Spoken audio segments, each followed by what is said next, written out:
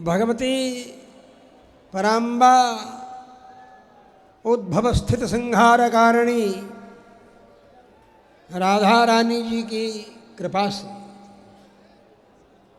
इस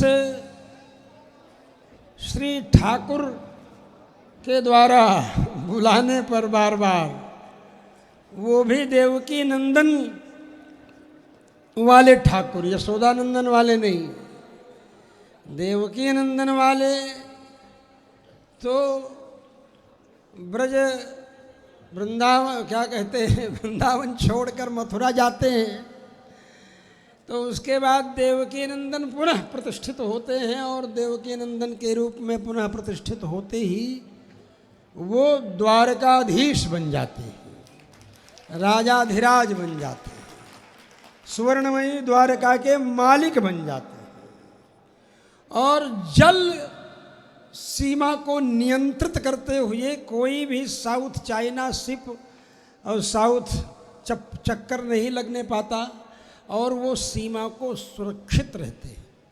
और हम यही कहते हैं कि भारत का कोना कोना मेरा नहीं, विश्व का कोना कोना मेरा है, पूरे विश्व पर मेरा अधिकार है, सारा विश्व हमारा है। ये विश्व में जितने भी देश हैं, ये सारे देश सब पृथ्वी पर है, चाहे इंग्लैंड हो, चाहे थाईलैंड हो, चाहे पोलैंड हो, चाहे स्विट्जरलैंड हो, चाहे बलूचिस्तान हो, चाहे अफगानिस्तान हो, चाहे कजाकिस्तान हो, चाहे उज्बेकिस्तान हो, चाहे क्रोएशिया हो, चाहे लिथुआनिया हो, चाहे दुनिया का कोई भी, साउथ कोरिया हो, नॉर्थ कोरिया हो, कोई भी देश हो, ये सब हैं पृथ्वी के ऊपर। और पृथ्वी पर जितने भी देश हैं, उन सारे देशों पर कब्जा किसका है? उन सारे देशों पर, उस सारे देश को लाया कौन? इस पृथ्वी को लाया कौन? इस पृथ्वी को लाने, देखिए भागवत की कथा कहने में परम माहिर हमारे गुरु भाई देवरिया पीठाधीश्वर राजनारायणाचार्य जी आए हैं। कौन भाई है ऐसा जो कि जमीन को लाया?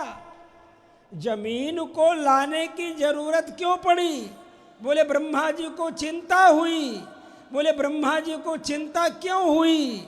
बोले ब्रह्मा जी अपने स्वयंभू मनु और शतरूपा को दाहिने और बाएं हिस्से से प्रकट किए तो कहे कि पिताजी क्या आदेश है? स्वयंभू मनु जी ने कहा, बोले सृष्टि करो। बोले करेंगे तो सृष्टि, लेकिन रहने को घर नहीं, सोने को बिस्तर नहीं, आप कह रहे हैं सृष्टि करो, जर जमीन का कुछ पता ही नहीं है।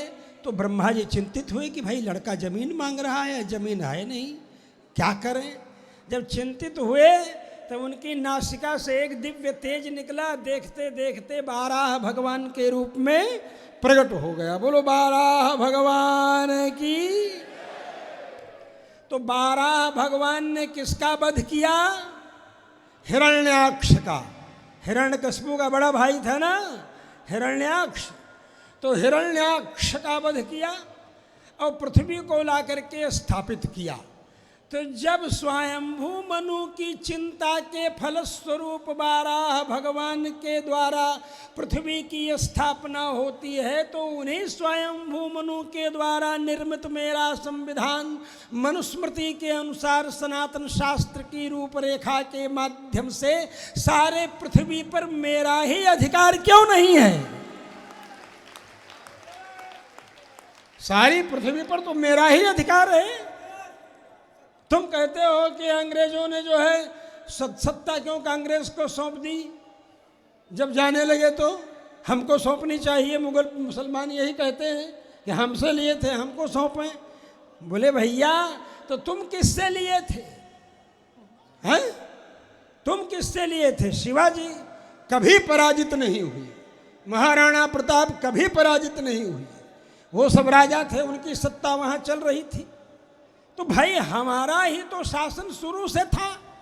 जब जल ही जल था सर्वत्र, तो जल के अंदर ही ले जाकर कहाँ बदमाश वो हिरण्याक्ष छिपा रखा था।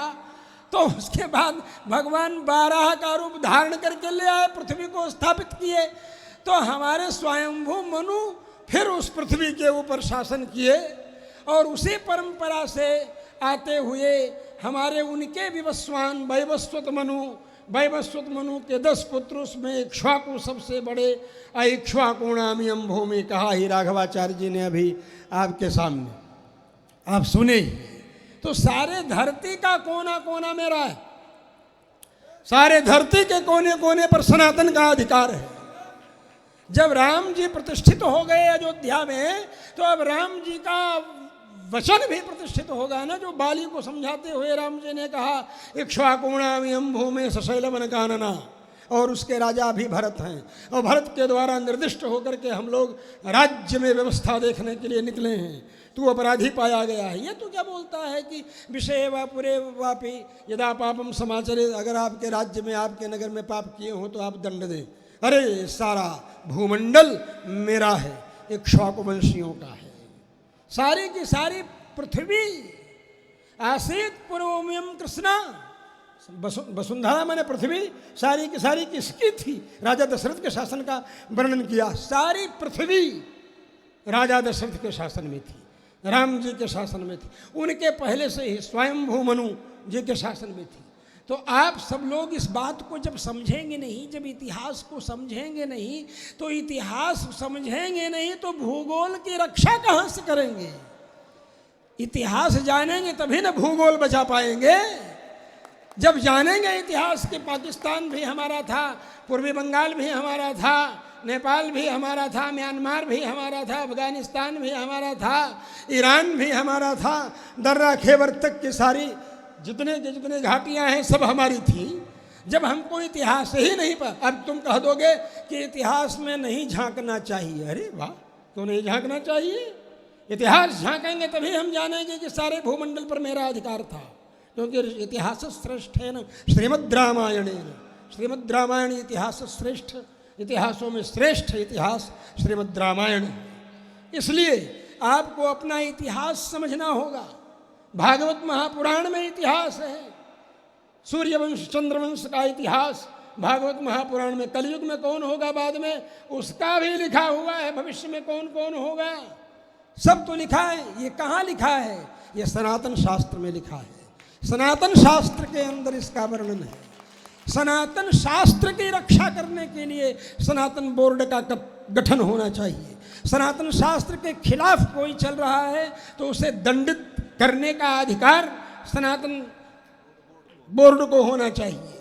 इतना ही नहीं, सनातन बोर्ड में जो धर्मनिष्ठ हैं, शास्त्रनिष्ठ हैं, जिन्होंने जज की सेवा की है, सर्विस की है सरकार में, जो बड़े बड़े अटॉर्नी जनरल रह चुके हैं, अधिवक्ता रह चुके हैं, मुख्य अधिवक्ता रह चुके हैं सरकार के, सरकारी अधिवक्ता रह चुके हैं, ऐसे जो धर्मनिष्ठ शास्त्रनिष्ठ लोग हैं, ऐसे लोगों की एक विशेष कमेटी बना करके निर्धारित करने की है, जो कि निर्धारित करे कि किस किस तरह से सनातन धर्म में नियम व्यवस्थाएं, कोड ऑफ कंडक्ट दिया गया है। यही तो स्मृतियों में वर्णन किया है, यही तो धर्मशास्त्र में तो वही स्मृति कहा है। तो धर्मशास्त्र के अनुसार ही तो सनातन होगा।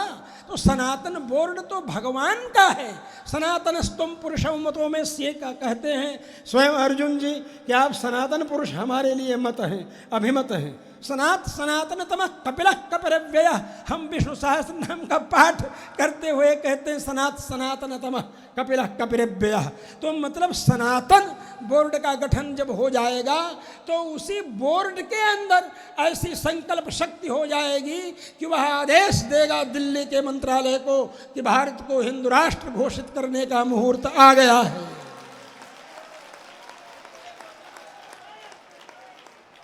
और जब वह सनातन बोर्ड के धर्माचार्य वशिष्ठो वामदेवश्च जाबालिरथ गौतम कश्यपोत्र भरद्वाजा जैसे दशरथ जी के मंत्री थे, वही राम जी के भी मंत्री थे। राम जी ने मंत्रिमंडल नहीं बदला, कोई भी नहीं बदला। वाल्मीकि उठा करके देखो तो वही मंत्री थे और अभेद्य योजनाएं उनकी थी। समग्र वसुधा मंडल में शासन था। रावण को ध्वस्त कर दिया, लेकिन अयोध्या से एक भी सैनिक की सहायता नहीं लिया उन्होंने। बोलो भाई, अयोध्या में तो भरत जी ने सारे राजाओं को बुला रखा था कि सूचना आते ही सबको लेकर के पहुंच जाएंगे। भरत जी ने सारे राजाओं को बुला रखा था अयोध्या में, लेकिन अयोध्या से एक भी सैनिक नहीं लिया और रावण को ध्वस्त कर दिया। जन जन जन गिरिजन और मरकट जन, रीछ जन, भालू जन, सब लोगों को इकट्ठा किया भगवान ने और रावण का दलन करके राम राज्य की स्थापना किया।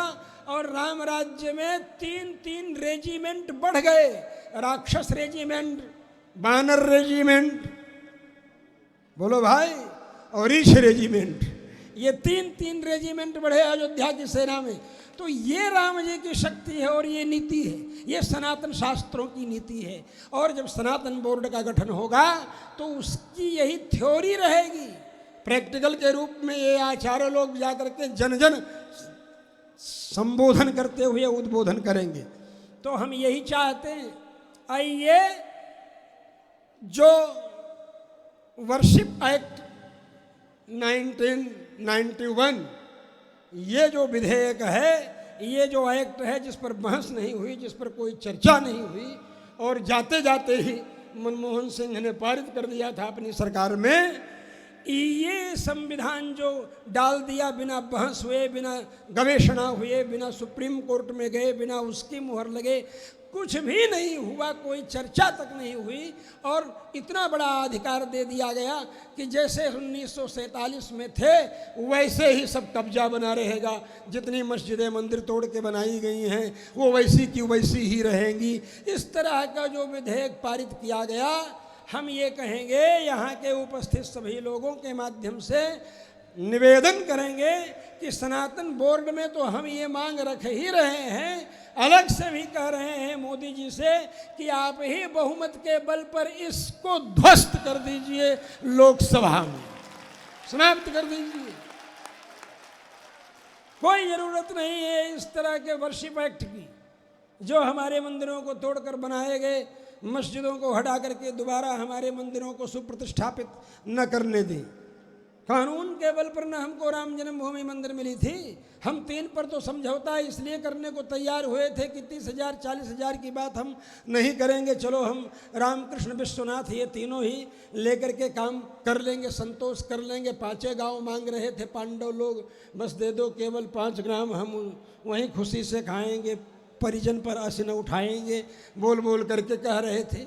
लेकिन हम तो 3 मांग रहे थे, 5 भी नहीं, लेकिन 3 में 1 भी नहीं दिया इन्होंने। राम जन्मभूमि तो हमको न्यायालय ने दिया, न्यायालय ने हमको राम जन्मभूमि दिया। इसलिए मैं कहता हूं कि मथुरा, संभल, विश्वनाथ तीनों लेंगे एक साथ, बशर्ते कि सनातन बोर्ड गठित हो, समझे।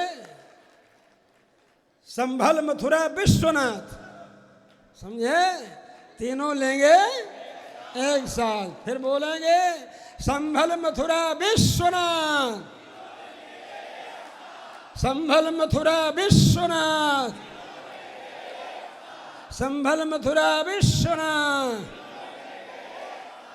और बाकी का तो हमारे देवकीनंदन ठाकुर जी कह ही रहे हैं सीधे सीधे कि पहले सीढ़ी हटाओ, सीढ़ी खोदो तो वहाँ हमारी मूर्तियाँ मिल जाएंगी। ताजमहल में न हो, है जामा मस्जिद में, आगरा के वही ताजमहल जहाँ है, जामा मस्जिद में आगरा की, तो सीधी बात है।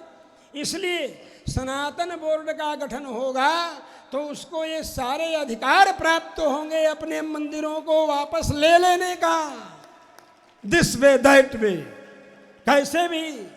तो इसलिए इस बोर्ड का गठन हो, शास्त्र संयत, शास्त्रनिष्ठ, शास्त्र के अनुसार जीने का अपने अभ्यास करने वाले व्यक्ति इसकी सर्वोच्च समिति में हो, जिसको कि गवर्निंग बॉडी जो है, गवर्निंग बॉडी, वो रिपोर्ट करे। तो इस तरह से ये सब मिल बैठ करके बातें हो जाएंगी हम लोगों की। और ये गठन, सनातन बोर्ड गठन जो है वह अत्यधिक महत्वपूर्ण है इस समय राष्ट्र के लिए, लोगों के लिए, सनातनियों के लिए ही नहीं, प्राणी मात्र के लिए है। जब तक सनातन धर्म बचा है तभी तक संसार के सभी प्राणी बचे हैं। यही सारे संसार के लिए कहता है सर्वे भवन्तु सुखिनः सर्वे सन्तु निरामया। सारे संसार की धरती को लाने वाले हमारे ही पूर्वज हैं, 12 भगवान हैं, इसलिए सारा संसार मेरा है। तो आप सनातन बोर्ड का गठन होने दीजिए तो सारी समस्याओं का समाधान करने का मार्ग अपने आप प्रशस्त होने लगेगा। जय श्री राम, जय श्री राम, जय श्री राम। बोलिए सनातन धर्म की।